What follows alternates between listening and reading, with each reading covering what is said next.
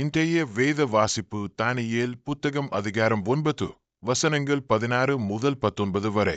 ஆண்டவரே, உம்முடைய சர்வநீதியின்படியே உமது கோபமும் உக்கிரமமும் உம்முடைய பரிசுத்த பர்வதமாகிய எருசலேம் என்னும் உம்முடைய நகரத்தை விட்டு திரும்பும்படி செய்யும்.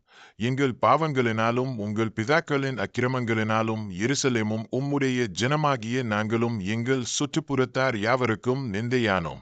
இப்போதும் எங்கள் தேவனே, நீர் உமது அடியானுடைய விண்ணப்பத்தையும் அவனுடைய கெஞ்சுதலையும் கேட்டு பாடாய் கிடக்கிற உம்முடைய பரிசுத்த ஸ்தலத்தின் மேல் ஆண்டவர் நிமித்தம் உமது முகத்தை பிரகாசிக்க பண்ணும். என் தேவனே, உம்முடைய செவியைச் சாய்த்து கேட்டருளும். உம்முடைய கண்களை திறந்து எங்கள் பாழிடங்களையும் உமது நாமம் தரிக்கப்பட்டிருக்கிற நகரத்தையும் பார்த்தருளும். நாங்கள் எங்கள் நீதிகளை அல்ல, உம்முடைய மிகுந்த இரக்கங்களையே நம்பி எங்கள் விண்ணப்பங்களை உமக்கு முன்பாகச் செலுத்துகிறோம். ஆண்டவரை கேளும், ஆண்டவரை மன்னியும், ஆண்டவரை கவனியும். என் தேவனே, உம்முடைய நிமித்தமாக அதை தாமதியாமல் செய்யும். உம்முடைய நகரத்துக்கும் உம்முடைய ஜனத்துக்கும் உம்முடைய நாமம் தரிக்கப்பட்டிருக்கிறதே என்றேன். தானியேலின் இந்த வார்த்தைகள் நம் அனைவருக்கும் கடவுளை மனத்தாழ்மையுடனும் நேர்மையுடனும் அணுகுவதற்கான அழைப்பாக இருக்கட்டும்.